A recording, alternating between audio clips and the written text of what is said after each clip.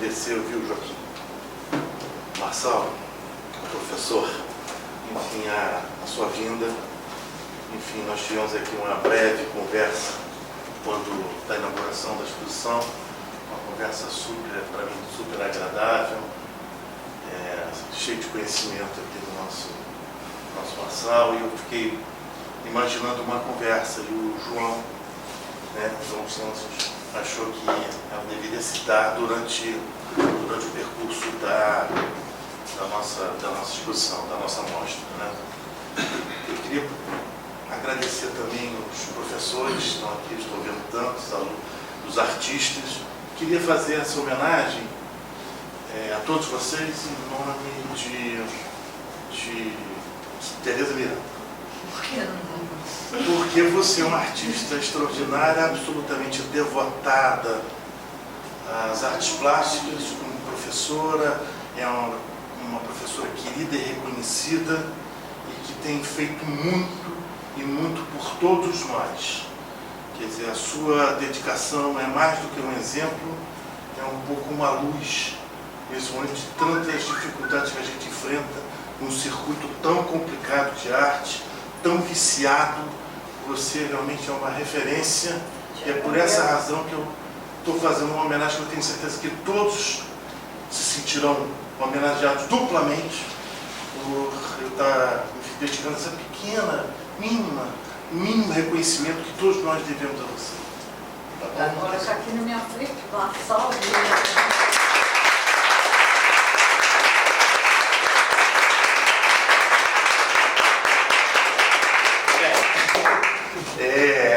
Que é uma pessoa, né, mais dedicada do que ele, né? Que isso. Vou te contar. Meu colega não é. Colegas. Olha, tu é Mas colega. eu tenho certeza que ele também está feliz que você esteja aqui conosco, com sua presença. Eu falei aqui que eu estou tremendo, vi aqui a primeira fila. E também queria agradecer a presença do porventura, se não tiver nenhum artista ou nenhum professor, também queria agradecer a presença, senão é só, fica excludente, né? Na verdade, a história da Múltiplo tem esse compromisso, né, da divulgação de um certo olhar poético, né? Desde o início já são 7 anos que a gente vem, com muitos erros, né, e alguns acertos, vem batalhando em torno dessa questão, né? Outro dia o Paulo Sérgio Duarte, se não me engano, me disse o seguinte: vocês foram os primeiros que trouxeram gravuras de fora, do Richard Serra, do Tapias. Eu falei: Paulo Sérgio, na verdade, isso não foi uma coisa pensada, preconcebida, não. É porque os artistas, quer dizer, alguns artistas de uma determinada geração, dos anos 80 para cá, não tinham esse hábito. Quer dizer, o múltiplo era ainda pensado como uma coisa menor. Quando você pedia o múltiplo, ou fazia uma redução de uma obra maior, ou a gravura era uma coisa assim, mal conduzida, sabe? Mal conduzida. E eu acho que isso mudou, graças a Deus, imensamente. E hoje a gente tem uma qualidade na produção gráfica extremamente relevante. No Rio de Janeiro, há 6 anos atrás, está errado? 2011, né? 6 anos. Nós temos aí um estudo que na minha opinião, uma referência. Quer dizer, eu fico muito contente de fazer uma exposição que tenha essa potência e que tenha essa diversidade, né? Para mostrar que a arte, quer dizer, que a gravura não é uma arte menor. Eu participei uma vez de um debate, evidentemente que eu vou cometer a cortesia de não citar os nomes, mas que falavam muito dessa história de que a gravura era como se fosse uma espécie de porta de entrada do colecionismo e tudo mais. Eu rejeito, assim, com muita veemência essa ideia, porque meu lugar me recordei logo da história da minha avó, dizendo: meu filho, não fuma maconha não, porque depois você vai utilizar drogas mais pesadas. Eu não sei se é o caso das artes, quem trilha esse caminho. Mas eu acho que não, eu acho que a gravura é coisa, não é coisa para amador não, é coisa para profissional. Se eu tivesse que fazer um tal conceito de um jovem colecionador, certamente eu diria como uma tela, é mais fácil de ser, tem mais liquidez para as impressões do mercado. Iberê já falava isso. Pois é, do que comprar uma gravura, evidentemente. E o que me chocou muito não foi, quer dizer, alguém do mercado dizer isso, é porque está sendo chancelado por uma crítica de arte, né? E eu fiz uma pergunta, quer dizer, ela disse, não, você não pode discutir que o valor. Eu falei, que valor? A gente tá falando, você tem que falar de valor poético, não tem que falar de valor. Quem fala somos nós aqui, que somos mercadores de arte, você não. E demais, mas isso não é verdade, porque a coleção do Goya foi comprada pelo Prado, aquele museu pequeno, desimportante, né, por uma pequena fortuna, uma fortuna, porque cada gravurinha daquelas vale mais do que toda a coleção de pinturas que ele fez da corte. É só isso. É só isso. Então não vamos, quer dizer, vamos pensar as artes, quer dizer, de uma maneira generosa, né? Eu acho que disse isso, né? A gente está com a visão ainda muito atrasada dessas questões, né? Quer dizer, há um esforço, eu vejo na universidade, às vezes, o esforço de fazer uma teoria, ou de criar pensamentos sobre a arte contemporânea. Eu acho que está no momento da gente pensar uma teoria contemporânea para as artes, sabe? Eu acho que chegou esse instante, quer dizer, ter esse enfrentamento. Então, isso aqui é um pequeno esforço, uma coisa muito pequenininha. Na verdade, eu que agradeço ao João por tudo que ele tem feito né, por nós. Então, essa parceria vai continuar, há outros projetos a serem perseguidos, não é isso, João? Eu quero dar logo a palavra, já falei demais, e a culpa foi da Tereza, que me fez uma pergunta, me instou, e eu acabei ficando entusiasmado e falando de uma palavra com vocês, e desculpe aí o excesso.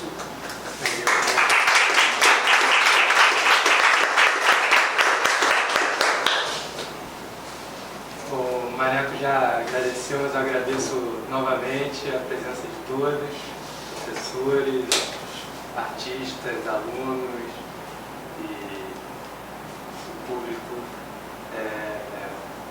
estarem aqui interessados nessa questão da gravura e dessa exposição. Acho que essa exposição para mim é muito importante. Eu venho trabalhando com a Múltiplo desde o começo do estúdio. Na verdade, eu estava até contando para o Maneco Castella que já em Madrid, quando eu estava idealizando o estúdio, pensando nomes para o estúdio, eu descobri a Múltiplo de lá e vi, porque foi um dos nomes que me ocorreu. E já falei, opa, legal, tem uma galeria ali de gravura. E talvez isso não seja uma coincidência, né, dessas duas forças ali implicadas na gravura surgirem mais ou menos na mesma época. Então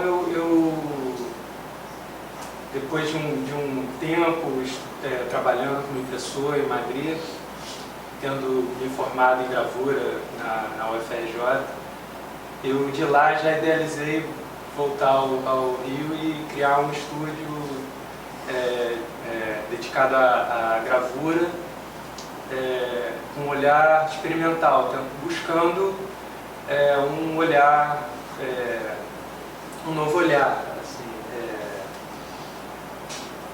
talvez isso pode ser um pouco ambicioso, mas com frescor também da descoberta, de descobrindo as coisas, junto com esses artistas, quase todos estão aqui.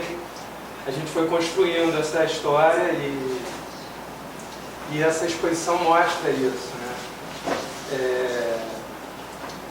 E chegar esse momento, depois dessa parceria, desses anos com a Múltiplo, onde eu vim imprimindo para eles, para artistas, as exposições que eles iam criando aqui no espaço, a gente, né, consolidar essa parceria dessa forma, assim, Isso para mim é muito importante. Fiquei muito feliz com o resultado, com o acolhimento deles, com as gravuras, com os artistas.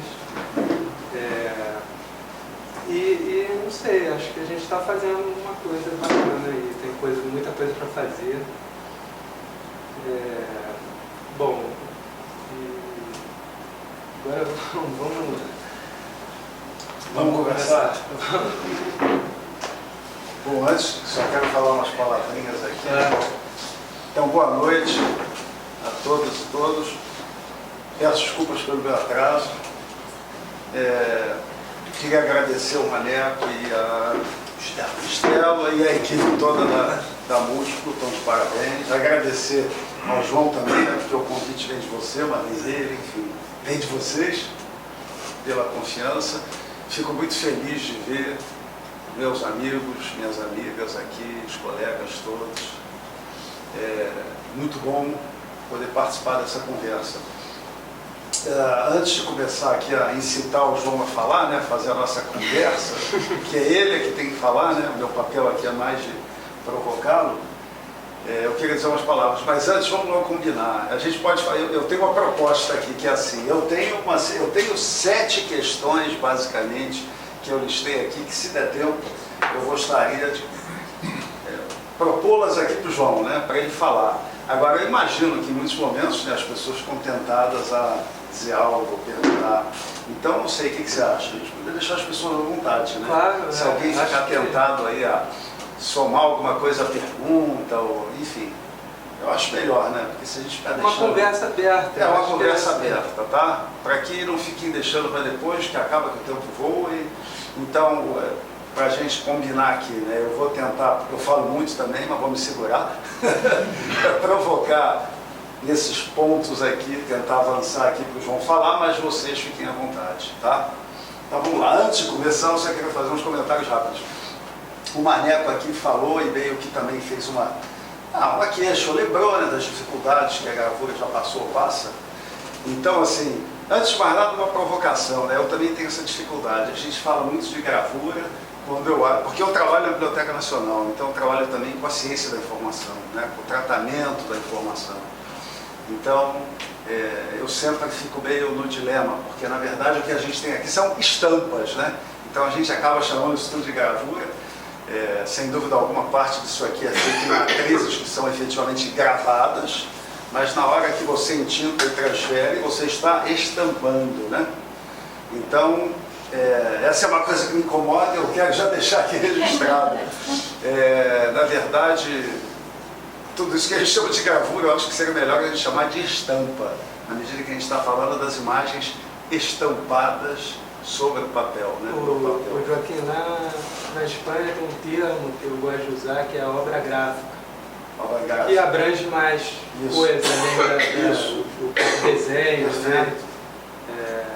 E lá nós éramos estampadores, né? Não éramos impressores. Tá vendo? Estampadores. E, por exemplo, em inglês a gente fala de prints, né? Por exemplo, se eu pensar numa das instituições que é marcante para mim, que é a Library of Congress, né? Eles têm uma divisão que se chama Prints and Photographs Division. Né? Então, para eles, o print é tudo que é impresso, né? Mesmo que seja numa máquina industrial, uma litografia offset, uma autogravura, que são derivações dos velhos processos. Eles chamam tudo de print, né? Talvez o português chame de prova, não sei. Mas, enfim, essa é uma questão bacana. Eu sou muito ligado na questão terminológica. Então, isso para mim é uma questão ainda não muito bem resolvida no Brasil. Me incomoda um pouco a gente chamar de gravura, porque muita coisa não é gravada, né? Então, é desenhada, por exemplo. Enfim. Então, fica só o registro. E aí, falando agora, Maneco, do que você estava falando, da situação, eu lembro, né, que a gravura tem meio uma tradição, às vezes, de ser subordinada, né? Se a gente pensar naqueles antigos ateliês, voltando lá no 500, no 400, no 600, os ateliês dos pintores, onde haviam equipes para produzir estampas, que na verdade era uma maneira de você multiplicar essa tal tela que você falou que tem mais liquidez, que é a única, né? Então, o pintor e sua equipe produziam telas, mas tinham já produtores de estampas, que eram cópias, né, daquelas telas e que possibilitavam vender aquilo por um preço mais acessível e, assim, a gente diria hoje, democratizar o acesso, possibilitar mais pessoas ter uma imagem que tenha um pouco da aura, ou do valor, né, o que a pessoa mais facilmente associava à grande tela. Então a estampa, a gravura carrega um pouco isso. E como eu também sou muito ligado à fotografia, eu lembro que no século XIX a fotografia também carregou esse estigma de ser um processo para a reprodução de obras de arte. Se a gente olhar a divisão de iconografia onde eu trabalho, a gente tem milhares de obras belíssimas que são reproduções fotográficas de obras de arte. Isso é todo um setor de uma biblioteca de arte, né? São as obras que, em última instância, apenas reproduzem fotograficamente obras de arte. Então, quer dizer, a estampa, a gravura e a fotografia carregam esse estigma, essa coisa, né? Mas, enfim, a gente já se libertou disso e segue na luta. Feita essa introdução, vamos à conversa. Eu não sei se todo mundo aqui conhece bem o João. Sim, todo mundo conhece bem ele? Eu acho que não, né? Alguns mais, alguns... Não, porque eu não quero aqui provocar ele a se repetir, que tem gente como eu que conhece um pouco mais ele. Mas eu acho, ele já citou aqui o caso da Espanha, né? Rapidamente, ele ali também falou do grande espanhol. Eu acho, João, que seria bacana você falar, mesmo que resumidamente para todo mundo aqui, como é que foi essa tua formação na Espanha, porque eu acho que esse é um dado, a meu ver, muito importante, né, na formação do João. Primeiro, claro, a Escola de Belas Artes, né, aqui, e depois esse tempo na Espanha. Então, se você pudesse explicar um pouco para a gente essa TV que você trabalhou, como é que era, de uma maneira sintética, assim, mas para a gente entender de onde você veio, formação aqui e lá. Eu fui terminando a faculdade, tinha essa ideia de morar um tempo na Europa, assim, primeiro lugar que me veio a Espanha, e na Espanha Madrid, assim, por conta do Prado, assim, era o que me chamou a atenção, assim. E chegando lá, fui sem nada, assim, certo, sem um mestrado lá, sem nada, fui assim, para ver o que ia acontecer. E comecei a visitar os ateliês e tal. E numa viagem a San Sebastián, conheci num centro de arte um impressor inglês, um litógrafo. E na conversa com ele me falou: você está em Madrid? Tem um impressor lá que foi meu aluno e que talvez seja legal você procurar ele. E voltando para Madrid, conheci o Antônio Gaio, que foi o meu grande mestre lá, um litógrafo tradicional, onde eu comecei a me deparar com o mundo da gravura, com outro mundo da gravura, né? Onde os ateliês de impressão. Aqui no Brasil é mais comum os ateliês coletivos de impressão, né? Ou um ou outro impressor profissional, mas que trabalha dentro de um ateliê coletivo, ou é assistente de um grande artista, como o caso ou numa instituição, né? Um ateliê profissional aberto, assim. Esse é o modelo no Brasil. Esse modelo é muito raro. Tem os ateliês de serigrafia que, por ter uma dedicação comercial, eles conseguem manter aquele ateliê funcionando daquela forma, né?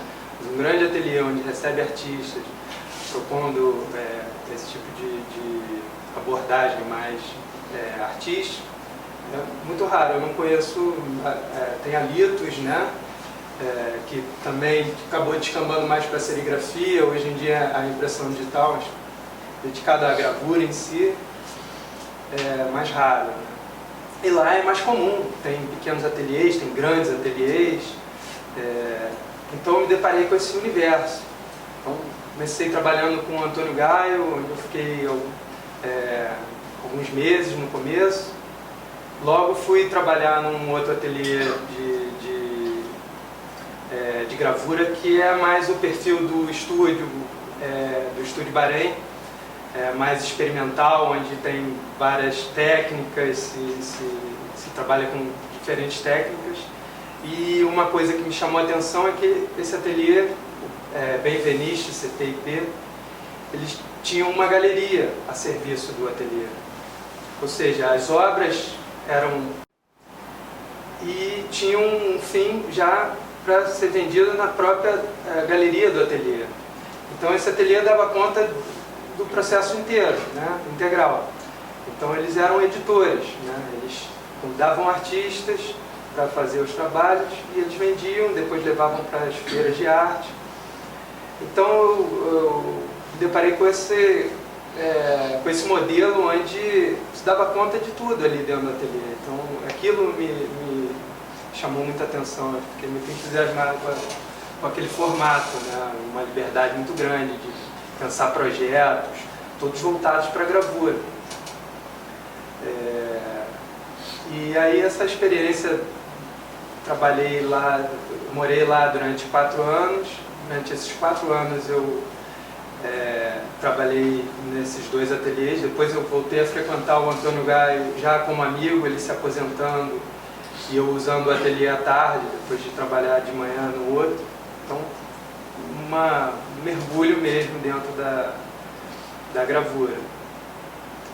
E de lá fiquei com um desejo de criar isso, de trazer esse formato para o Rio, né?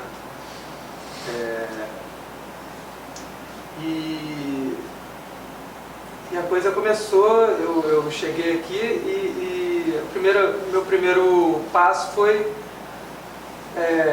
ir nos amigos, nos artistas da minha geração que tinham sido formados comigo, que já estavam em outro momento profissional, já alguns com galerias, e propor parcerias. Vamos lá, vamos fazer isso, vamos editar junto, a gente vende, divide aqui, vamos vender junto, vamos... E a coisa foi se construindo aos poucos, né? Dessa forma, assim, muito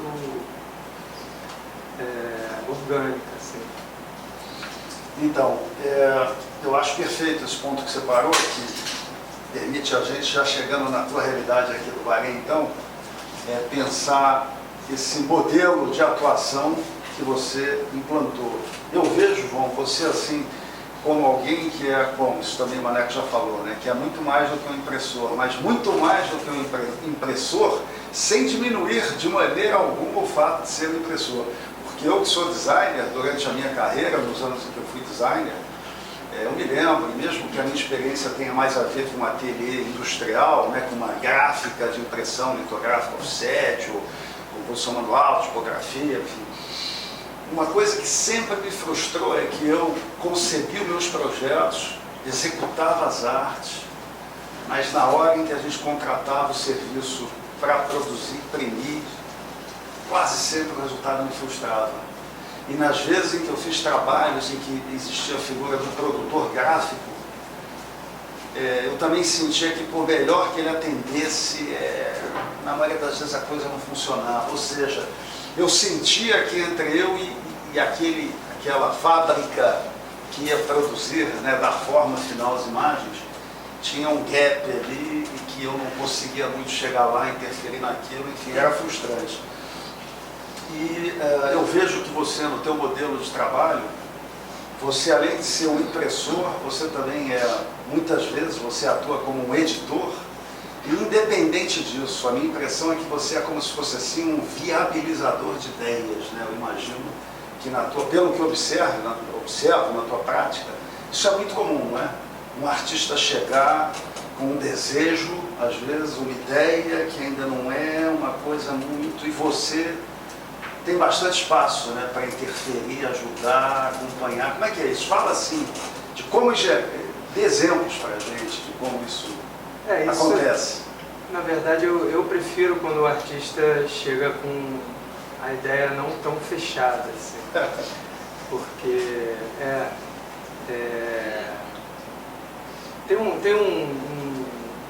quando você vê vários ateliês assim funcionando, você vê que cada ateliê tem um pouco o seu estilo.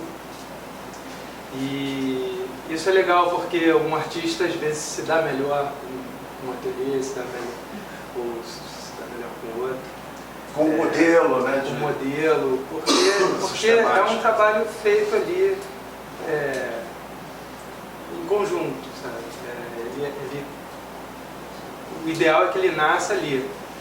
Ele vem, né, do artista, e ele é concebido ali.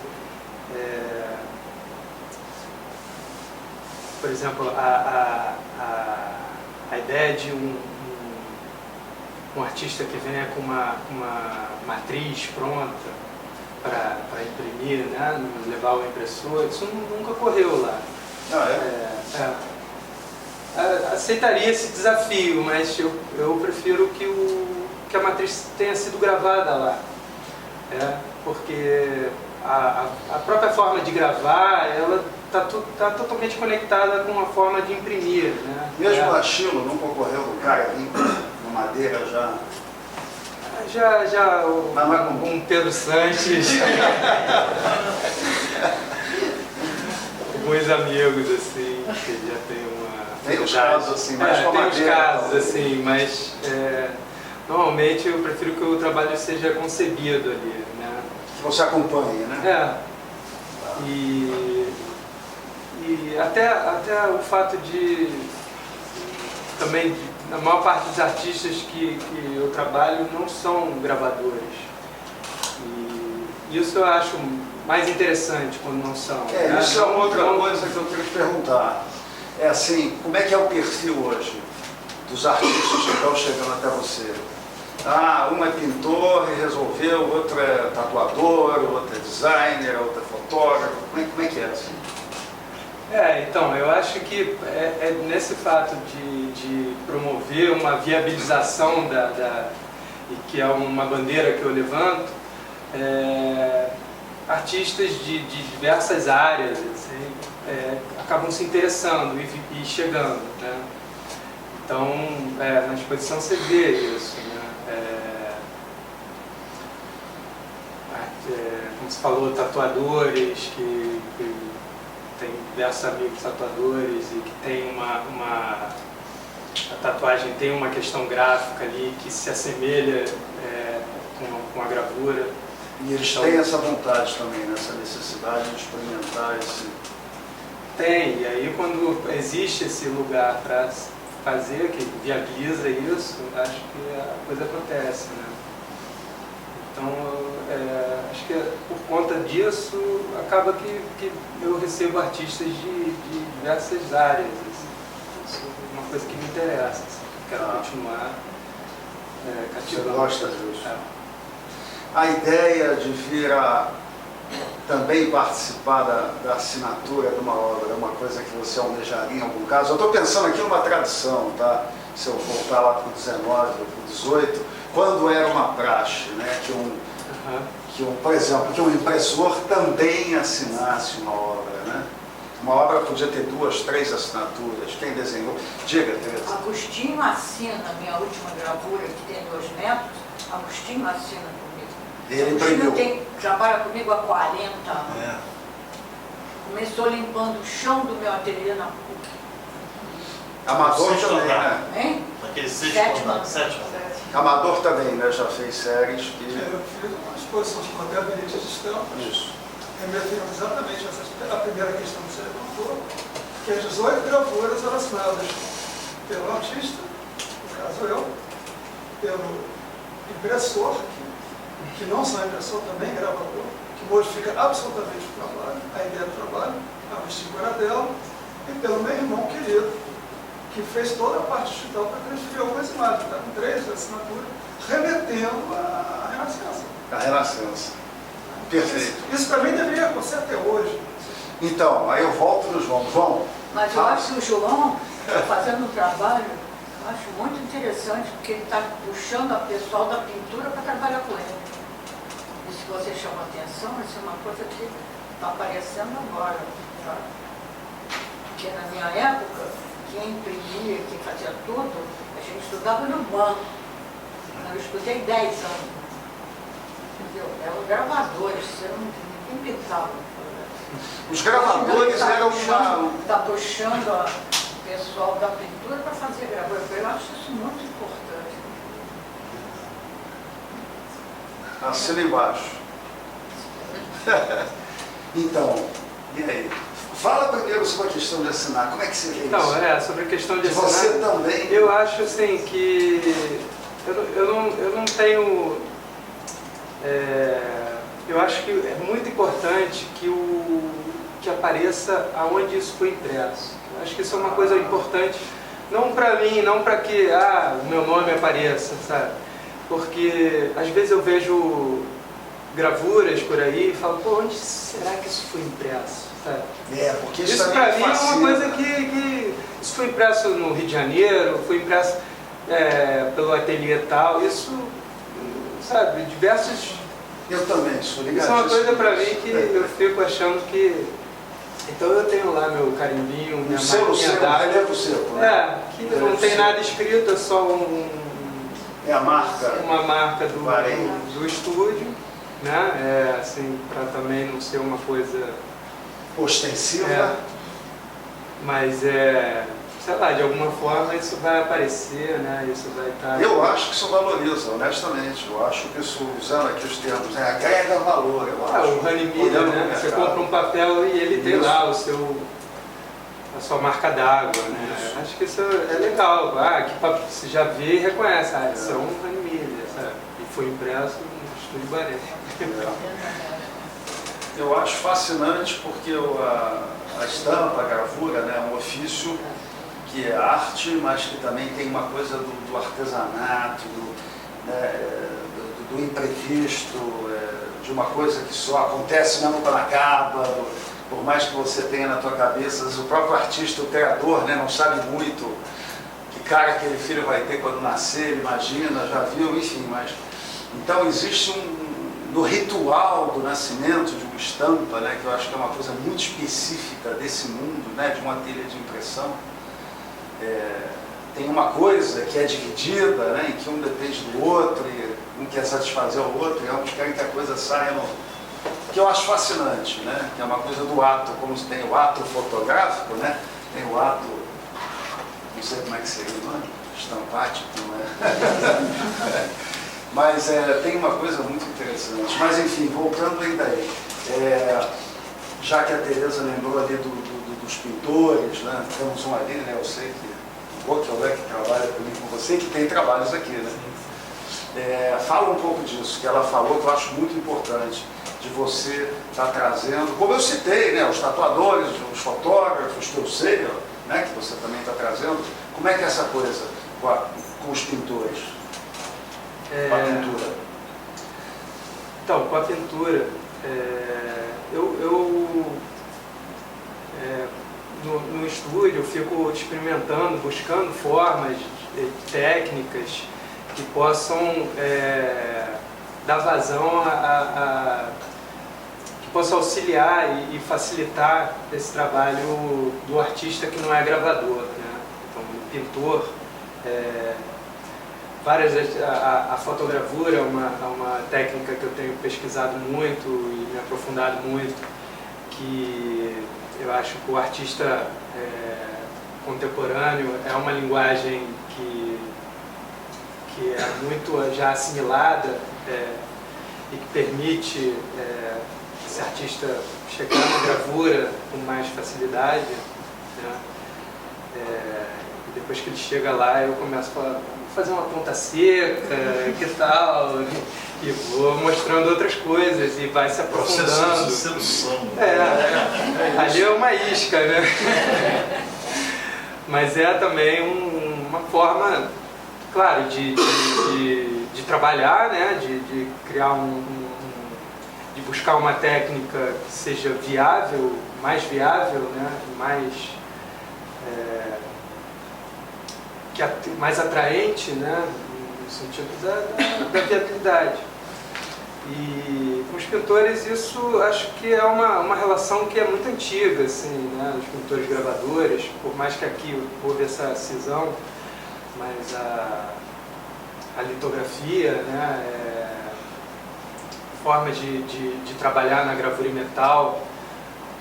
Lá na Espanha eu aprendi uma técnica de lavir. Depois de muito tempo, o meu chefe resolveu me passar a fórmula secreta dele, que é extraordinária, que você trabalha com ácido, direto com ácido na chapa com um pincel. É uma técnica que aqui é conhecida como Lavi, mas ele tem uma fórmula lá que faz uma pasta de ácido e que dá uma coisa muito semelhante a pincelada, né? O resultado da pincelada. A busca da litografia, eu não tenho um ateliê de litografia, mas então eu resolvi construir uma granitadeira, que é uma máquina que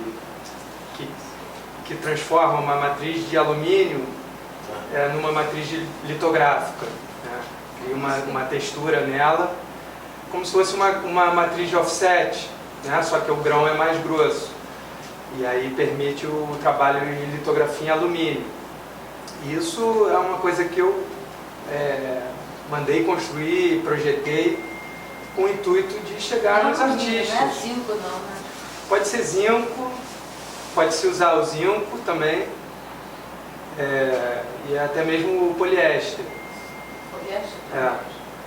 Então, assim, eu estou sempre atento, buscando essas técnicas, tenho essa curiosidade também, que me leva a essa pesquisa, mas também para atender essas necessidades do mercado e dos artistas.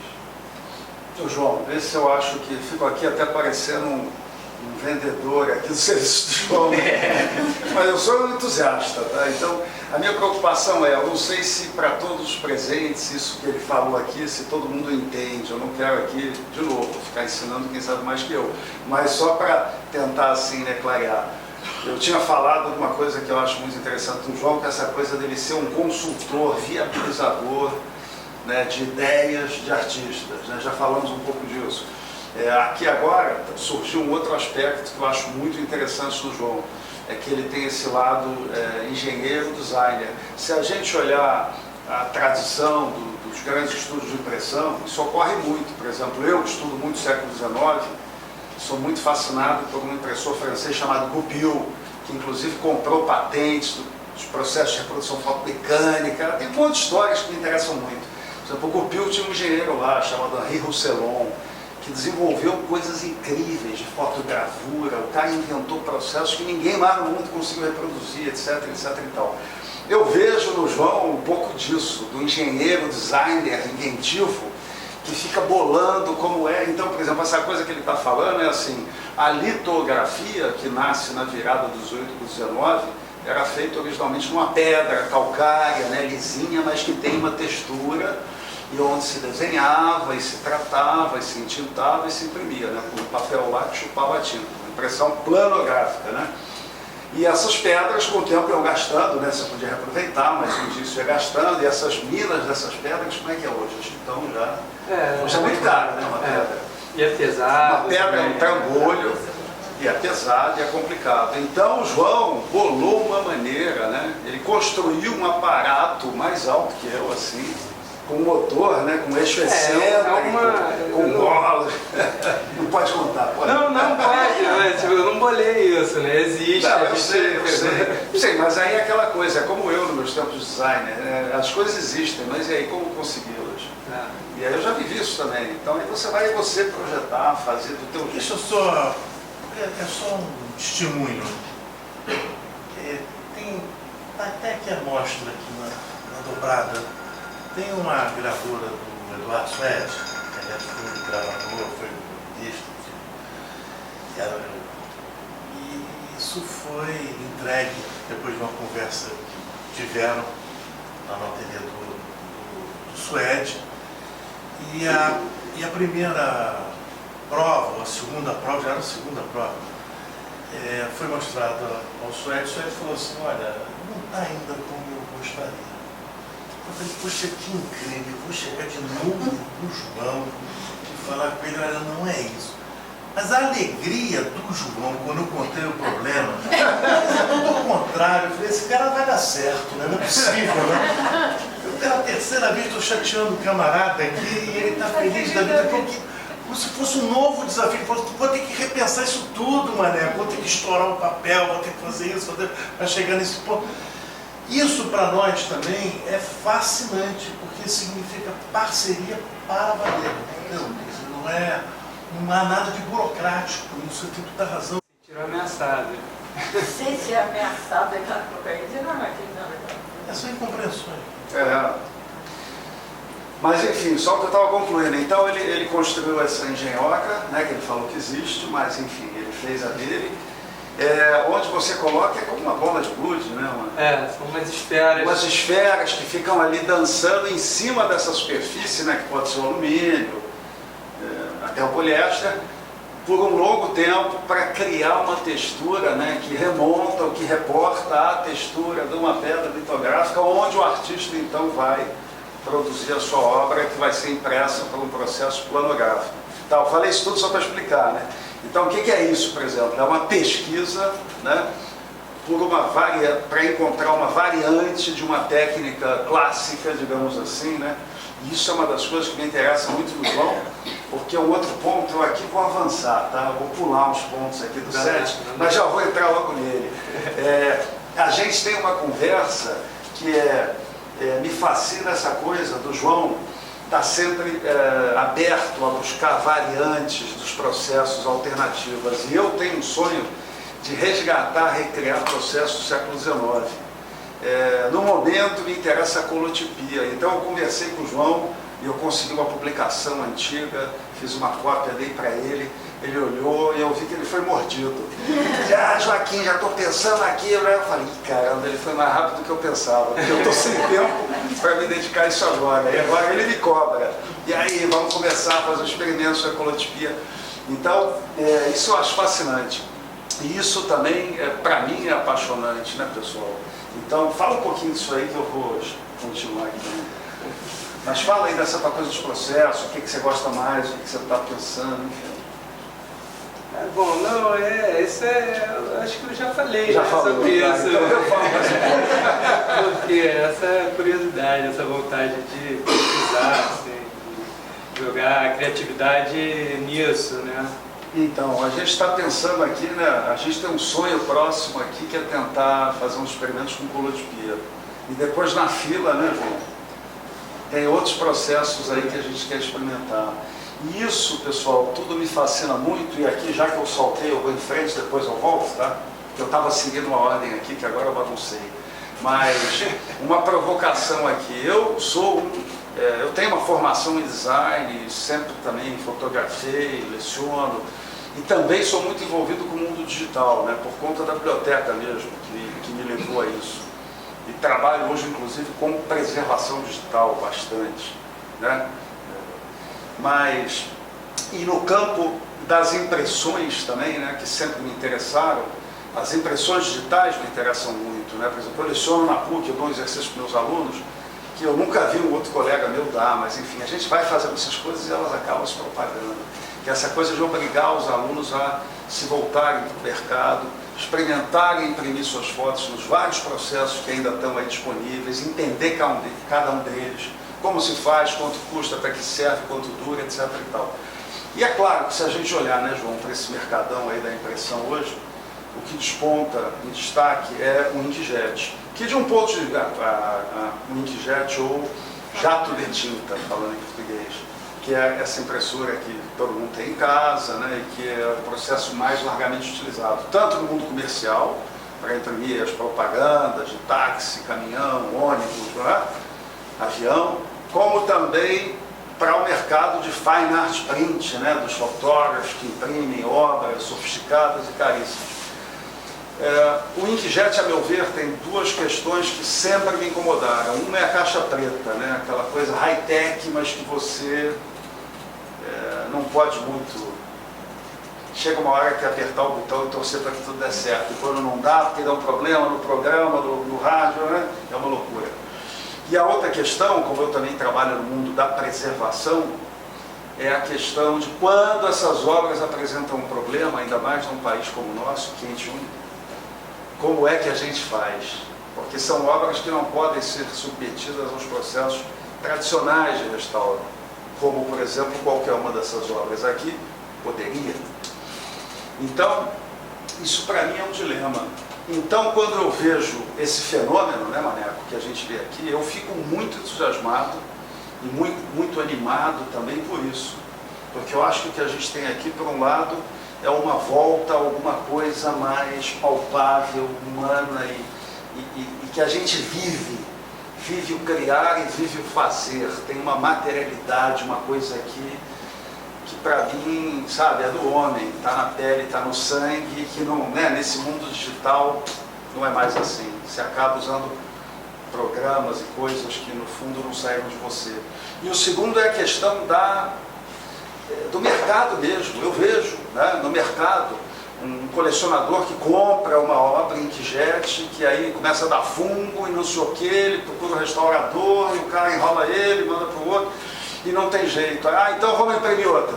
Aí isso costuma ser a solução. Então vai lá, rasga aquela, joga no lixo, imprime outra. Se o artista ainda está vivo, que sorte, o cara vai lá e assina de novo, vale o mesmo certificado que já tinha. Se o cara já se foi, fica mais complicado, mas tem um certificado. Enfim, tem uma coisa aí que eu acho que está sendo meio que empurrada com a barriga pelo mercado internacional, na minha opinião. Não estou falando do Brasil não, estou falando do mercadão. Tem um problema aí que ninguém está sabendo resolver. E se alguém aqui sabe de alguma coisa, por favor. Você está falando do problema de fundo? De inkjet, de impressões em jato de tinta. A fixação da tinta do inkjet na arte e a duração disso. Isso, então, em função de tudo isso, voltando aqui, essa é uma questão que me fascina. E eu creio que por trás de muitos, por exemplo, fotógrafos, que eu vejo vários que estão começando a se interessar, né, João? Você tem recentemente um caso ou dois, né, de fotógrafos que te procuraram fazer fotogravura, por exemplo. A meu ver, tem também essa questão, né, das pessoas que já não têm mais o processo fotográfico convencional, que cada dia é mais difícil de conseguir quem faça, uma cópia de gelatina em prata, por exemplo, ou cromogênica, e que a alternativa do inkjet está apresentando problemas que ninguém está solucionando, e que então, de repente, começam a voltar a velha e boa estampa. Não sei se você teria coisas para dizer. Eu acho assim que os fotógrafos que me procuram, eu acho que eles não me procuram eu acredito, não por uma questão da conservação da imagem. Eu acho que eu não sei falar a respeito disso, sobre o inkjet, talvez tem pessoas aqui que possam responder isso. Poderia depois. A Joana Americano, que está A aí. Joana está aí também? Não é a Joana? Mas eu acho que o que leva a fotógrafo e artistas que trabalham com foto a procurar a fotogravura é a questão do processo de impressão, o processo de criação da imagem, né? Isso é o que leva eles, e eu acho que é um motivo correto, ao meu ver. Assim. Até porque eu não sei com relação à preservação da imagem. Agora, o inkjet, eu acho que ele abriu portas no mercado para a gravura, né? A contemporânea, porque ele foi assimilado pelos artistas, porque estão já assimilando as tecnologias mais do que as tecnologias a tecnologia da gravura, né? Isso já os artistas hoje em dia estão trabalhando com a arte digital, é uma coisa totalmente assimilada, né? O que você acha dessa parte digital? Você chama isso de gravura? Não chamaria isso de gravura, chamaria isso de impressão. Mas não que isso seja menor ou nada, não vou entrar nesse aspecto. Mas eu acho que sim, que abriu portas, porque o mercado acabou tendo que assimilar essa grande produção de obras em inkjet com formatos enormes, qualidades incríveis de reprodução de imagem. Então, o mercado foi começando a assimilar a obra em papel e eu acho que ajudou nessa questão. A voltar para a obra em papel, para o múltiplo. Acho que isso foi uma coisa que Quando chegou, eu não sei, eu penso dessa forma, assim, quando a litografia apareceu, né, e todo mundo, nossa, a litografia chegou, acabou tudo agora, né, a litografia vai dominar, tudo vai ficar obsoleto. E não, as coisas vão coexistindo, né, e cada uma tem a sua função. Alguns artistas chegam lá no estúdio com propostas e eu falo, cara, olha só, vou te indicar um super impressor inkjet que vai resolver o teu problema. Se eu não vou dar conta disso, você vai ficar frustrado, eu vou ter um trabalho imenso, fazer uma 4-cromia aqui em fotogravura, não vai ficar do jeito que você quer, sabe? Então vamos poupar esforços aqui e te indico aqui agora um impressor, sabe? E eu tenho vários amigos impressores super talentosos, dedicados, alguns que tiveram longas experiências com laboratório fotográfico, então tem uma visão, acho, mais ampla da fotografia graças a isso. Outros não, que são simplesmente do digital. Então eu acho que serigrafia é outra técnica que eu não faço também, e às vezes chega um trabalho e falo, cara, isso aí é para serigrafia, isso não tem como, a gente não vai fazer a serigrafia. Fazer. Eu não curto fazer, não curto. Por quê? Você sabe definir por quê? Eu gosto da tinta óleo. E a serigrafia são outras tintas, é outro tipo de material. Isso é genial, né? Olha a tinta óleo. Então eu acho que é isso. Tá certo. Olha, continua? Continua? Aí não bem. Não, o jogo que você acabou, que você falou. Então, eu vou voltar aqui ao meu roteiro. João. Talk show. Talk show. Uma pergunta que eu não sei se é chata, se você achar que não dá para desenvolver, fica à vontade. Mas eu fico aqui pensando, né, que eu sou fascinado pelas técnicas, né, tecnologia também, mas aqui no caso pelas técnicas.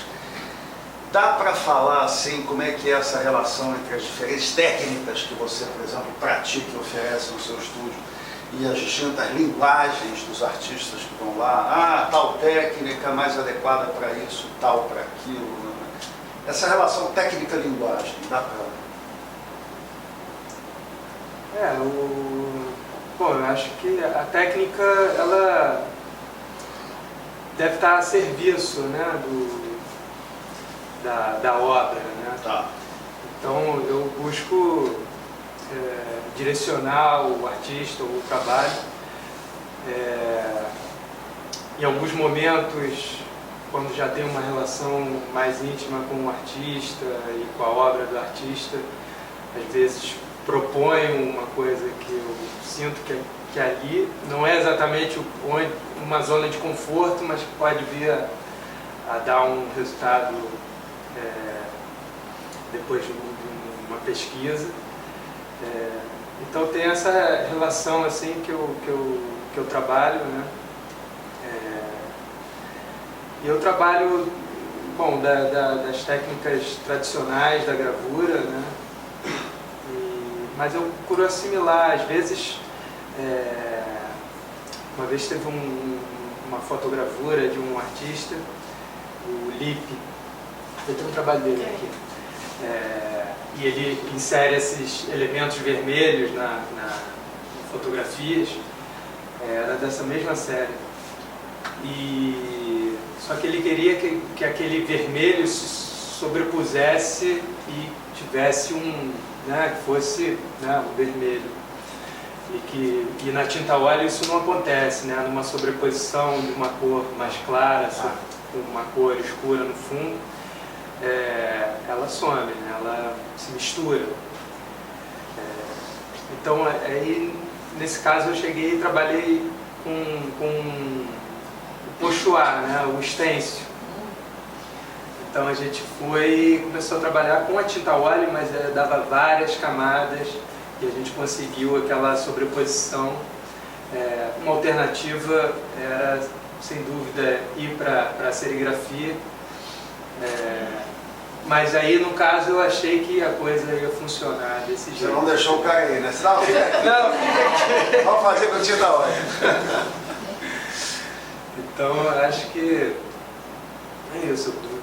A técnica tem que estar a serviço da obra. Alguma outra aqui que você lembra uma história? Você citou essa, não sei. Tem alguma outra que tem uma história assim interessante?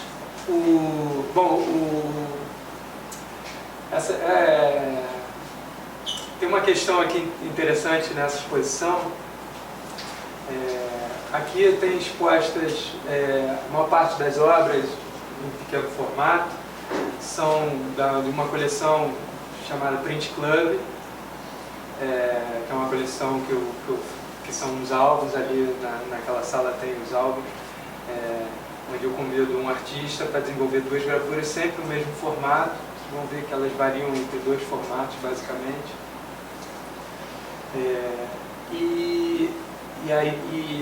A ideia do Print Club surgiu quando eu comprei uma máquina tipográfica. E comecei a experimentar com ela para trabalhar imagens, né, e não tipos. E comecei a experimentar primeiro com linóleo, que é a técnica mais fácil de relevo, depois com a fotogravura em relevo, que remete aos clichês antigos de relevo. E aí, uma coisa assim que eu costumo fazer, como eu tenho vários amigos artistas, quando eu estou interessado em pesquisar uma técnica, eu chamo o pessoal para trabalhar. E o Print Club... técnica não precisa fazer. Então o Print Club é um pouco isso. Então nesse caso, como editor, assim, propor um desafio. E o Print Club nasceu na Letterpress, só com impressões em relevo. Depois, com o tempo, eu fui levando ele, até por conta das requisições dos artistas, para outras técnicas e abrindo, né? Mas o começo todo foi na Letterpress, com a gente suando naquela tipográficazinha, totalmente manual. E a outra série que tem, são litografias, que nasceram no momento em que eu fiz a granitadeira. E eu precisava experimentar a litografia. Né? Então, João resolve. João, essa gravura aqui, essa aqui? dessa moça, não essa aqui. Essa aqui? Vamos um pouquinho, Essa é da Manu Alves. O que você falou? A artista chama Manu Alves. Muito bom. E ela trabalha com estampa, com design de estampa, e ela tem um desenho que ela vem com essas linhas, criando, né, essas texturas e formando essa grade, essa imagem. E chamei ela para participar do Print Club. E ela foi o primeiro álbum em que eu saí da Letterpress. Essa é uma fotolitografia. Essa pesquisa com a fotolitografia veio dessa busca por uma técnica que fosse mais acessível. É sobretudo lito, né? Ela é a impressão litográfica, né? E a imagem é feita, ela foi feita revelando uma chapa que é feita industrialmente para o offset. Eu revelei ela no estúdio, espelhada, né? No offset ela seria positiva, e imprimi manualmente como uma litografia. Muito bom o trabalho. Legal, né? João, o Print Club em geral como é que é? São 3 sempre? 3? Não, são duas estampas numa pasta. Tem texto? Não, né? Tem um breve texto, assim, né? Explicando em 2 estampas. Que é uma tradição, né? No mundo da estampa, da gravura, né? Os clubes de gravura, né? Como se fala e tudo. Isso é uma coisa também bacana, né? Que você revive ou mantém, né? Essa tradição das tiragens, né? Da edição. É o teu lado editor, né? tem um ponto que a gente conversou, que é a questão do formato, né? Sim, sim. E o formato, né? Que a coisa do... Acho que isso... O Inkjet trouxe, fomentou essa coisa do grande formato, né? Vou falar sobre isso. Né? Aqui é o trabalho do Pedro, né? E lá tem outro. Fala aí. Bom, acho que na fotografia, né? Isso acontece... Na fotografia, bom, existe um livro que talvez aqui alguns conheçam, que eu te falei desse livro, porque eu te dei uma aula sobre esse livro. Tem um filósofo crítico de arte americano chamado Michael Fried. Eu não sei se alguém diga Fried, mas eu falo Fried. Ele ainda é professor na John Hopkins National University. E ele é um crítico de arte importante nos Estados Unidos, que vem da pintura.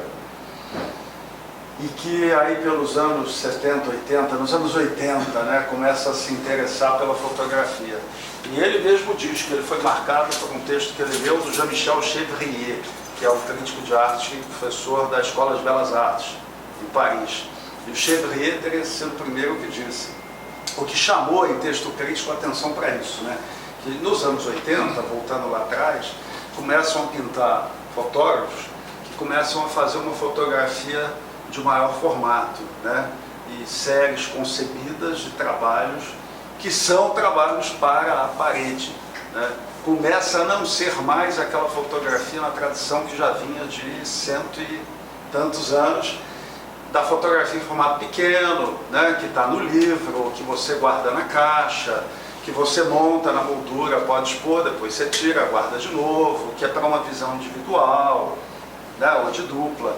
E aí começam a surgir esses trabalhos que são para a parede, que nunca vão para o livro, para a caixa, para nada, que vão ficar em moldura ou na parede ou guardados numa pinacoteca, que são para ser vistos de longe por grupos de pessoas e com os quais se estabelece uma outra relação, etc, etc e tal. E isso se acentua no mundo da fotografia, né, também nos anos 90, 2000, a ponto de ele ter feito esse livro que se chama Why Photography Matters as Art as Never Before, porque a fotografia interessa enquanto arte como nunca antes, e para ele essa coisa dos anos 90, 2000. E eu, o que eu conversei com você outro dia, né, e que eu vi aqui nessa exposição, por exemplo, que me fascinou, porque como eu estou atualmente relendo, estudando isso, e há pouco eu dei uma aula, aí eu cheguei aqui e vi esse trabalho do Pedro, que eu conheço bem, né, Pedro? O trabalho do Pedro tem uma coisa que eu acho incrível, que eu também ajudei ele, né? Que foi, isso daqui na verdade é uma obra, é uma publicação seriada, né? Periódica, que se chama Cabulosa, que ele publica periodicamente, e que eu ajudei ele, e ele conseguiu o ISSN para ela, que é o International Standard Serial Number, que no Brasil é dado pelo IBICT, o Instituto Brasileiro de Informação, Ciência e Tecnologia, do CNPq, que é um número que toda publicação seriada no mundo tem que ter, né? Desde aquele periódico científico mais, qualquer coisa, e a Cabulosa conseguiu, porque ele conseguiu provar que isto é uma publicação periódica, que segue todos os preceitos que estão lá exigidos. E eu acho isso incrível, né? E ele é também um homem de minha acadêmica, é um artista, né? É um professor reitor da Escola de Belas Artes, para quem não conhece, professor de estilo. E a possibilidade dessa publicação periódica se transformar nessa obra de grande formato, né? Aquela é de quem é aquela lá do fundo? Aquela do Abraham da Caia. Tá, ele está aí? Não, né? Não, ele é espanhol. Então, essas obras, eu falei para o João, eu acho isso fascinante, cara, porque eu também sempre tive... Claro, tem a questão do cartaz, né, que a gente lembra, os cartazes litográficos, mas eu acho que isso ficou lá atrás. Então, acho que hoje em dia a prática da estampa, da gravura, está mais voltada para uma coisa de médio e pequeno formato. Então, chegar aqui e ver essas coisas, eu falei, pô, isso é demais, João, me fala aí como é que está sendo isso hoje. Tem muita gente fazendo, como é que é? Então, fala mais agora. Não sei se...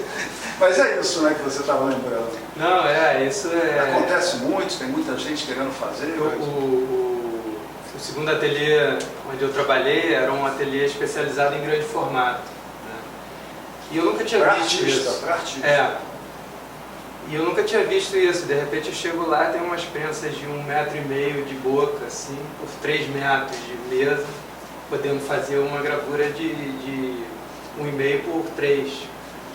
Né? Eu nunca tinha visto isso. Eu fiquei, caraca, que coisa é essa? Mas também, de certa forma, eu ficava questionando, né? Pô, a gravura, esse momento que você tem diante, você vai lá no Reina Sofia e tem, na mesma sala que tinha o Guernica, tinha umas gravuras dele do Minotauro. E tava aquele monte de japonês ali no Guernica, você não consegue apreciar, tomando cotovelada e tal. E aí eu ia lá pro Minotauro e ficava ali vendo, sabe, eu e a obra, sabe? Então tem essa coisa que me fascina do pequeno formato. Embora, claro, que, né, você está diante de uma gravura desse tamanho, né, é um negócio incrível, até porque esse trabalho foi para as ruas, foi colado nos muros e tem uma outra... São outras questões que se levantam, exatamente isso. Eu acho que, assim como a técnica, o formato também deve seguir, deve estar a serviço da obra, né? Então, você às vezes... eu vejo que os artistas... Mas qual é o maior formato que você faz? Já chega no ateliê perguntando isso. Aí você fica assim, bom, peraí, mas o que você quer fazer? Depende da técnica. Vamos lá, vamos conversar antes. A primeira pergunta é essa, sabe? Então, tem uma fissura por isso, que né? não é Fazer grande para maior, é um desastre. Desastre maior. É um desastre maior. Só aumenta, né? Mas há obras que fazem sentido, por exemplo, as gravuras, algumas gravuras, também há pequenas, do Richard Serra, faz sentido, porque em algum momento aquilo foi pensado, né? Foi pensando entre outros autores, etc, que a escala realmente ajudou. Lembrou de um muito bem lembrado. Ajudou, quer dizer, porque...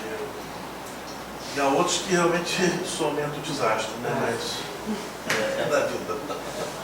E às vezes o formato... Mas isso é o bom né? senso. Quer dizer, eu acho que assim, e nisso você, como gravador, tem um papel fundamental. Nós trabalhamos aqui com um artista que também grava muito, você sabe disso, o José Pedro Croft, que é um artista português. Ele tem gravuras de 3 metros, portanto eu te contei lá, quer dizer, tem tudo isso, né? É um artista muito interessante para nós, porque ele reage às obras de arte como nós reagimos aqui na Múltiplo, né? Quer dizer, ele coloca exatamente ao lado de uma escultura, ou de um desenho, ou uma gravura. Se você olhar as exposições que ele fez aqui no Brasil, na Pinacoteca, no MAN, no Paço Imperial, que foi a última, convivem em absoluto, não há hierarquia nenhuma na cabeça dele, mas, assim, nenhuma. Isso eu acho absolutamente extraordinário, quer dizer, mas essa questão da escala sempre está presente na cabeça dele. Quer dizer, há obras que são, que pedem tamanhos, né? E há outras que não. Agora, esse fascínio pelo grande é preocupante, porque tem a ver com outros aspectos eu vou chamar, apesar de eu sei que é uma denominação inconclusa, mas de qualquer sorte eu acho que essa coisa do espetáculo, sabe? Quer dizer, e quando na verdade, por exemplo, uma exposição dessa, por mais que tenham escalas diversas, semelhantes, é uma exposição de técnicas diferentes e linguagens muito desiguais, no melhor sentido, né? Eu acho que é uma exposição da delicadeza. Se eu pudesse pegar uma palavra, que eu sei que também não é Claro. mas é uma exposição da delicadeza, né? Quer dizer, não uma exposição do espetáculo, rendida a essa visão assim. Agora, no caso aqui, eu vou fazer uma defesa dessa obra aqui, se o Pedro me permite. Mas eu não acusei. Não é de acusar, pelo amor de Deus. É uma defesa num pensamento crítico. Estamos aqui refletindo criticamente. Crítica no sentido de pensar, filosofar sobre. Então, eu vou fazer uma defesa do trabalho aqui nesse sentido. Para quem não conhece, né? Porque eu sou um estudioso, então eu também gosto de, né? Enquanto crítico estudioso. Eu participei da banca de doutorado eu era membro da banca do Pedro, que estudou arte de rua. Me corrija, Pedro, se eu falar besteira. Posso dizer assim, resumir assim? Arte de rua, em todos os seus aspectos. E né, eu acho que quando a gente produz uma obra para a rua, tem espaço para delicadeza, né, no poste, mas para uma pessoa que passa no ônibus, talvez uma obra dessa, vista de longe, se equivale. Ela comunica o mesmo que eu veria aqui assim, mas se eu estou no ônibus e olho isso aqui lá longe, isso bate igual a isso aqui de perto. Né? A defesa nesse sentido. Então acho assim que é possível a gente também, eu estou falando desse caso específico, tá, Manuel? E a gente está dialogando, não tem nada disso. Então, isso aqui, num outro contexto que eu conheço, né, a cabeça dele, o trabalho dele, acaba meio que sendo assim, equivalente, um equivalente para o mundo da rua e dependendo de onde o espectador se encontra. Eu não entendo o que você está dizendo, quer dizer, é uma linguagem que precisa de uma compreensão imediata. Isso. Por causa da velocidade da passagem, etc, etc. Também. Eu, quer dizer, tem um artista aqui que fez essa passagem, eu acho que de uma maneira muito preciosa, sem perder, digamos, nem potência lá, nem, quer dizer, nem indoor, nem outdoor, né? Que é o Bockel. Talvez ele pudesse falar alguma coisa que ele quiser, evidentemente, não estou te enxergando a nenhum tipo de tortura, não, apenas. Essas duas linguagens sempre conviveram no meu trabalho, né? Mas quando estavam falando, eu lembrei muito bem daquele fotógrafo francês, J.R., né?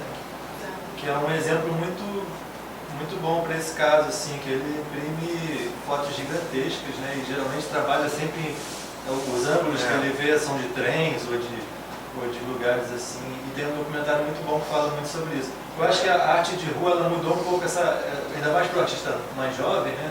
Mudou essa noção de tamanho, né? Eu acho que todo mundo começou a pensar grande, porque os artistas de rua começaram a fazer fachadas de prédio, coisas em penas de prédio, exatamente. E isso, realmente, os outdoor, né? Começou a assimilar muito essa linguagem da rua, né? Isso acho que aumentou na nossa cabeça a dimensão. Mas qual foi a sua experiência depois para dentro da galeria? Então, Porque a escala também mudou. Eu sempre fiz as coisas simultaneamente, né? Eu acho que... Não, sim.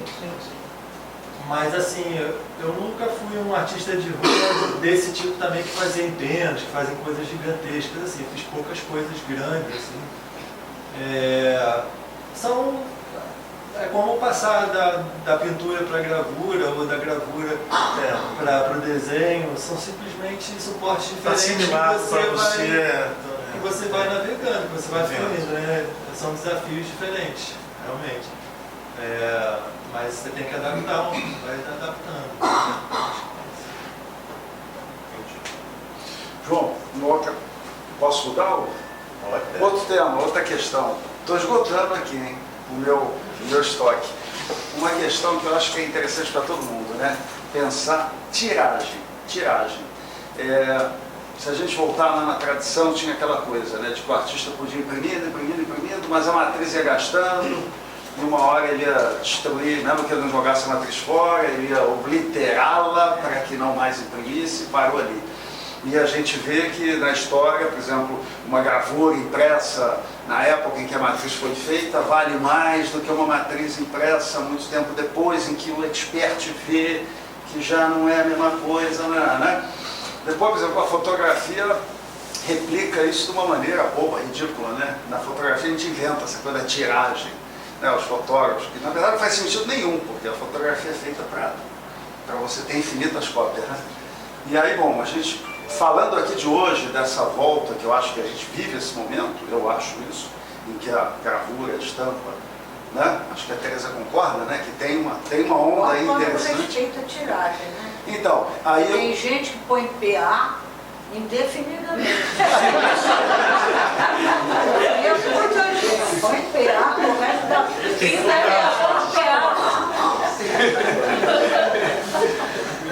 Então, como é que é a tua política e com os artistas que se atende com relação a definir primeiro tiragem, quantas, né? E essa questão do controle da matriz, como é que é isso?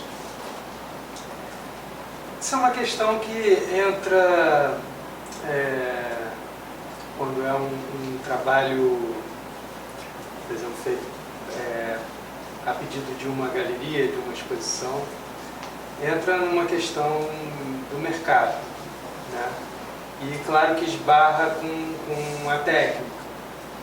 Então, assim, mas eu acho que hoje em dia isso está já bastante em sintonia, assim, as tiragens são tiragens pequenas. O que é pequeno? Acho que mais de 20 já começa uma tiragem extensa. Né? 10 a 20? De 10 a 20, 30 às vezes. Raramente você faz uma tiragem de 100. Muito raro. Isso era antigamente. E quantas PAs? As PAs a gente limita a 10%. 10% ou no máximo 2, assim, quando uma 2 ou 10%? Duas é uma tiragem de 20. E a matriz? O que acontece em geral com as matrizes? A matriz eu guardo. A matriz é minha, no caso. A matriz eu tenho guardado. A matriz é uma sociedade entre o ateliê e o artista. Isso está pactuado já quando... E elas são guardadas. Eventualmente o artista leva a matriz, assim, eu tenho um limite de espaço. Mas a matriz eu não destruo a matriz. Acho que isso é uma besteira, destruir a matriz. Entendeu? Por mais que eu e o artista nos comprometemos a não reimprimir elas, mas eu acho que elas devem ser guardadas. Existe o Mas você compromisso? não pode fazer uma reimpressão dizendo que é uma reimpressão? É errado isso? Pode-se fazer. Mas, Oi? antigamente tinha um cara em São Paulo chamado Hortêncio, que era mais um pintor que gravador, que ele conseguia fazer um trabalho, uma máquina que ele tinha, por exemplo, eu sempre trabalhei em cobre. Quando ele fazia isso, jogava naquela máquina, ficava assim como se fosse de aço, sabe? Como é que chama isso? Sabe?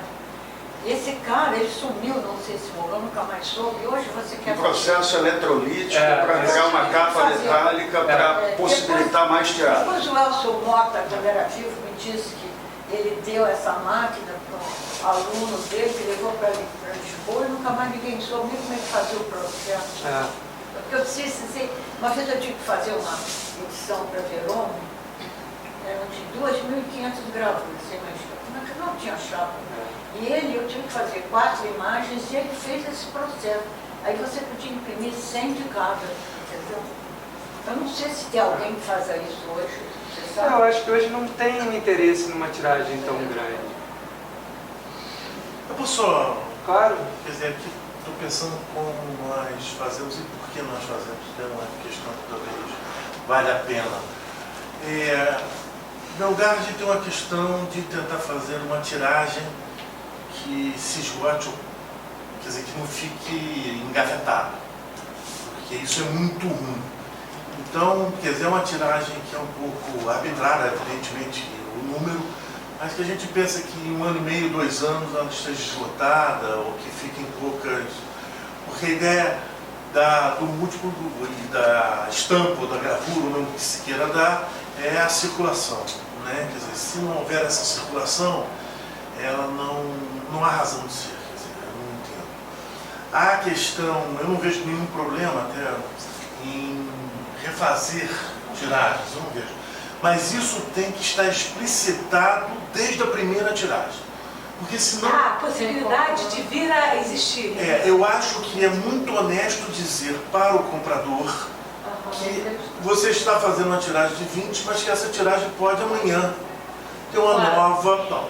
Caso contrário, isso pode gerar... Você está lesando o patrimônio.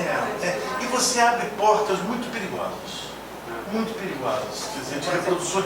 Começa a aparecer muitas PAs, começa a aparecer PIs, começa a aparecer coisas esquisitas, entendeu? Que a gente que está atento a esse mercado com o olho aceso, a gente percebe que já ocorre. Tem um livro, só para lembrar, né, de um amigo, Rafael Cardoso, ele tem um livro da Record com 2 contos, que se chama A Maneira Negra. E um dos contos, que é A Maneira Negra, é uma história contemporânea que se passa no Rio, de um falsário cristão. Pois é. Que eu recomendo para quem se interessar pelo assunto. Então, é incrível você vir aqui me falar. Então, quer dizer, que nós temos, na hora que entregamos uma gravura, em primeiro lugar, nós sempre fazemos a edição inteira. Esse era um ponto que eu queria falar. Eu não gosto dessa ideia de ter lá 50, estamos sem dinheiro, vamos fazer 5, porque estamos aqui numa coletiva, etc. Isso eu acho um equívoco, isso dá margem. Em primeiro lugar, você pode comprar uma gravura, ao contrário, com uma tiragem de 50 e só vendeu 5 e ficar em 5, que é esquisitíssimo. E depois isso vai ser refeito depois, ou pode vir a ser refeito depois, dependendo do desempenho que o mercado, do bom humor ou do mau humor, do mercado em relação ao artista, do desempenho. Isso cria problemas, entendeu? Quer dizer, então fazer a tiragem inteira, claramente dizer quantas PAs há, API lá para o impressor, etc. Deixa isso com a maior clareza, com a maior transparência possível. Quer dizer, eu acho que esse mercado que trabalha com a reprodução, né, com a serialidade, ele deve ter uma transparência e um cuidado imenso. Quer dizer, eu sempre falo isso e vejo em alguns lugares isso não acontecendo. Isso é um tipo de preocupação que eu tenho. Não porque eu acho que vai ser desonesto aqui, não é isso, não é questão de honestidade e desonestidade. É que isso não dá certo, historicamente não deu certo. Não, e você pegar 2 meses depois uma gravura, não estou falando de 10 anos depois, estou falando de 2 meses. Fica diferente. Não vai ser já, como é que eu fiz aqui, aqui eu botava mais pressão aqui, você vai lembrar, por mais que você anote, faça um vídeo, você vai tentar imprimir. Nunca sai igual, né? E a cor, né, que vai ter mudado, você vai, qual é a referência aqui que eu vou usar, sabe? Você vai imprimir para tentar chegar naquela cor ali, mas aquilo passou um tempo e, obviamente, não é a mesma coisa, secou. Né? Ninguém é robô, né? É. Pois é. Ô, João, você... Não, acabou isso. Mesmo o robô, eu acho que teria dificuldade em fazer. Não, você queria falar Não, mais sobre isso? é isso. Né? Voltando na matriz, você falou, as matrizes eu guardo, mas você já pensou em construir, cuidar mais, essa coisa de cuidar das matrizes te preocupa? Me preocupa, por isso que eu ultimamente tenho pedido aos artistas que levem algumas matrizes assim, maiores. Essa é uma questão legal. Porque isso, desculpa, isso é uma tradição que se tem dos ateliês de conservar as matrizes, acho que com o intuito de que os artistas não façam uma matriz num ateliê e vai imprimir depois em outro lugar. Não é com esse intuito que eu guardo, assim, mas... Eu nunca pensei nisso. Eu acho que vem daí. Assim. Faz sentido. Mas é legal a gente lembrar. Vou falar uma coisa de matrizes.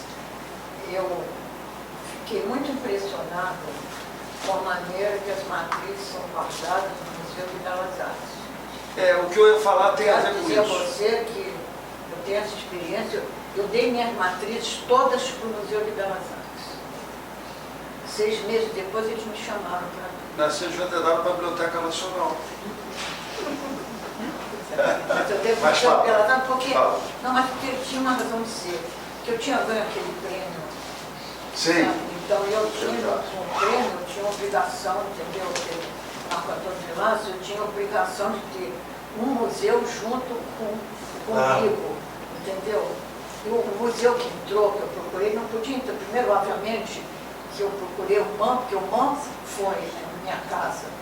Eu vivi lá e fui tudo lá. Mas o MAM não tinha estrutura para isso. Entendeu? E eu falei para o Gilberto, ele concordou comigo. Então, isso foi feito com o Museu de Belas Artes. Meu filho teve que levantar a minha vida e a história do Museu de Belas Artes. Não foi o museu que levantou. Entendeu? Foi meu filho que resolveu fazer. Muito bem. Então, eu tinha que doar para eles. Doar chapas e as gravuras. Tá? E 6 meses depois eles me chamaram de tirar o chapéu. Tudo arrumado, cada chapa embrulhada, cada uma com sua técnica. Fiquei impressionadíssimo. Isso vou dizer por quê que acontece. Um grande gravador nosso que se chama Carlos Martins, que agora voltou para o Rio, era radicado em São Paulo, agora está no Rio. Quando ele trabalhou no Museu de Belas Artes, o Carlos é que fez esse projeto todo lá. E tem uma coisa que eu acho legal, eles mantiveram. Porque podia mudar o diretor, muda não sei quem, larga tudo de lado, né? Não. O Carlos fez aquilo, vale a pena você ver, João, que é impressionante o que é feito lá, sabe? É de tirar o chapéu, tudo organizado. Mas ele vai ver também na Biblioteca Nacional, que acho que você não viu a nossa calcografia, né? O que eu queria falar é sobre isso, pessoal, bem rápido assim, só para lembrar, né, para pensar aqui, que é essa questão da matriz, que sempre me interessou muito, especialmente depois que eu me tornei chefe da divisão de iconografia, que eu chefei por 10 anos na Biblioteca Nacional. Essa questão das calcografias me interessou muito, e só então eu aprendi, né, que só existem no mundo 3 calcografias, que são uma calcografia, uma biblioteca de matriz, né, de matrizes. Tem a calcografia de Espanha, tem a calcografia do Louvre e tem uma calcografia na Itália, em Roma. Só esses 3 países do mundo têm instituições só para a guarda e preservação de matrizes. E como a gente tinha na biblioteca a coleção das matrizes do Arco Cego, as matrizes do Oswaldo Guild, tem coisas de alta responsabilidade. Então, a gente investiu muito trabalho, construiu um espaço com arquivo deslizante, comprou as divisões, determinou o que ia ser armazenado na horizontal, o que é melhor armazenar na vertical, higienizou, acondicionou. Então a gente tem uma mini calcografia, mas a gente tem uma calcografia na Biblioteca Nacional. E eu acho interessante essa tua preocupação, e acho bacana que você invista nisso e cuide das matrizes, né? E isso é uma questão que a gente também tem que trabalhar mais, eu acho, na nossa cultura, no nosso país, né? Às vezes eu ouço, não sei quem está com as matrizes do gravador tal que morreu e não sabe o que faz. Tem acervos importantes. Marília Rodrigues, ninguém sabe onde foram parar nada dela. Então as coisas se perdem, e é uma pena, e a gente tem que lembrar que a matriz, né, é parte desse legado que deveria ser cuidado e preservado, mesmo que nunca venha a ser reimpresso. Acho que é bacana a gente pensar nisso da matriz, né? Porque ela não é só uma ferramenta de reprodução, né? Ela é a memória do pensamento, da construção do artista, da tradução do impressor, né? Ela é a bagagem, né, que vai com aquele trabalho. Eu acho que é interessante a gente pensar nisso também, nisso que você estava levantando antes, da arte digital, né? De como tem muita gente hoje em dia indo para essa questão da materialidade, né? A arte, ela não é a imagem, né? Ela não é o fim, ela é o processo, ela é o caminho que a gente tem até chegar lá, ela é esse envolvimento, esse esforço de tradução de uma ideia na matéria, né? E eu acho que tudo isso está junto, né? Nesse pacote. Helena, você está acabando, né? Pode falar, né? Estou acabando. Helena de Barros está acabando um doutorado, ela fez um mestrado também belíssimo nesse campo, né, do estudo. Você lembra das técnicas? Sim, das técnicas de gravura. De produção, né, de imagem, de gravura. Até chegando no digital. E no doutorado você está indo? No doutorado eu estou mergulhando na cromatografia brasileira. Cromatografia brasileira de 19, ela está descobrindo coisas. Do século XIX de produção de imagem colorida. Ela está descobrindo coisas fantásticas, que só ela sabe, em breve também poderemos saber. Lá com o acervo da Biblioteca Nacional, incrível. Olha, eu vou ser sincero, eu estou vendo, quando a gente começa a ver as primeiras pessoas se levantando, né, eu vi que já deu um tempo de uma aula, eu quero deixá-los à vontade, mas eu vou dizer, a minha listinha aqui eu cumpri, que era tentar conversar, né, pessoal, sobre aspectos distintos para interessar a diferentes públicos, cabeças, pensamentos, sensibilidades. João, você quer dizer mais alguma coisa? Acho que a gente pode encerrar agora. Deixa eu só dizer uma... Eu não queria falar nada, eu falei para burro, né? Mas estou vendo o Fábio aqui presente, eu vou fazer logo uma provocação. Fazer uma provocação a favor, por favor. Entenda assim, né? É o seguinte, entre os vários projetos que nós temos com a escola, de artes várias, uma me deixou assim, muito frustrado no sentido de ter sido interrompido. Que foi, e a ideia não é nada original, né? Uma ideia, quinta, sei lá, quinta não, muito mais. Quinta não, mas é a ideia de um concurso de gravuras. Nós fizemos isso de uma maneira completamente exitosa, com 200 e poucos inscritos, se não me engano. 3 foram selecionados por um júri, que na época era Elisa Bracha, que veio de São Paulo, Efraim e a Malu Fatorelli. Eles vieram, ficaram no Rio de Janeiro, isso com muitos participantes, ajudando em tudo. Ficaram hospedados aqui no Rio de Janeiro, fizeram uma residência no Parque Lage, fizeram mais 2 trabalhos, e os trabalhos novamente foram julgados. E o vencedor foi para Veneza. Né? O Parque Lage conseguiu esse convênio e nós bancamos, digamos, a viagem e a estadia desse sujeito. Esses 3 artistas, que nós prometemos que não tirar casquinha nenhuma e nunca trabalhariam conosco, eles estão aí no mercado, trabalhando, dando certo, etc, etc. E como eu não vejo nenhum concurso para esses jovens no que diz respeito à gravura, e vejo a escola viva nesse momento com projetos tão importantes, eu não preciso citar, quase todo mundo sabe, eu queria fazer essa pequena provocação para a gente pensar, quem sabe, ano que vem,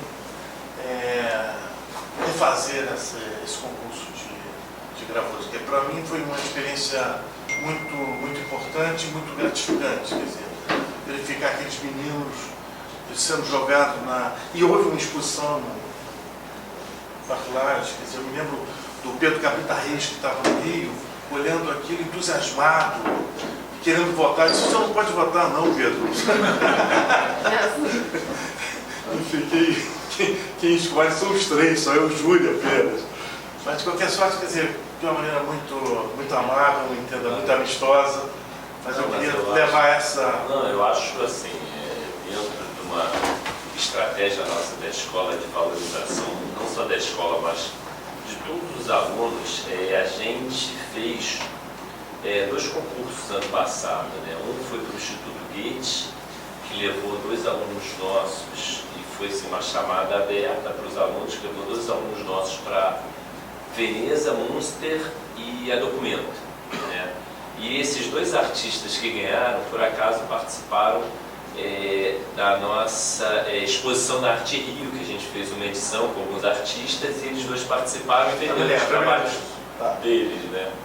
E a gente também tem um outro programa, que é um outro prêmio, que é o Reinaldo Rosberg, que a gente vai fazer pelo 4º ano, né? Que é um prêmio de arte e arquitetura esse ano. Então, assim, eu acho que essa tua provocação não é provocação nenhuma, não. Eu acho que é um fato que a gente pode fazer, e eu estou totalmente aberto e interessado em fazer isso, porque eu acho que isso, de certa forma, dá uma visibilidade, não só para a escola, mas dá uma oportunidade para os alunos entenderem que ali é um local em que realmente dá a oportunidade para o trabalho deles ser visto de uma maneira bem feita, profissional, né? E a gente tem os equipamentos lá na escola para fazer isso, a gente tem as oficinas, então para a gente faz todo sentido. E se você tiver interesse, a gente pode saber que vai fazer esse ano, não precisa nem esperar ano que vem. Eu não acho que precisa também esperar tanto para fazer um outro prêmio desse, é só ter vontade e dinheiro. Então, assim, a provocação agora está do seu lado. Adorei. Fez muito bem, Então é isso, né? Queria mais uma vez agradecer a você. Eu queria que você fosse ver a exposição de Lena Bergstein, que inaugurou ontem no Museu de Belas Artes. Lena é uma grande gravadora, ela hoje é radicada em São Paulo. A exposição é uma beleza, não perca. E o pessoal que aí se interessa por gravura, ela inaugurou ontem no Museu de Belas Artes uma grande gravadora que se chama Lena Bergstein. Vale a pena ver. Então é isso. Né?